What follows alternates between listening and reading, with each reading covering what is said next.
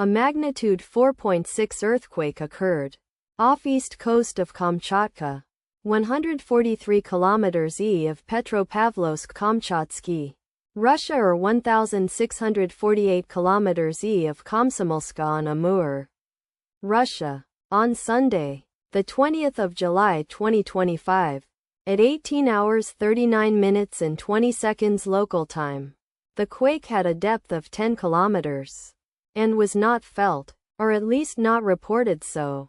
Data source from EMSC. Did you feel it? Let us pray. May the earthquake that occurred not affect our brothers and sisters there. May the earthquake not happen again. And may God protect everyone. Amen.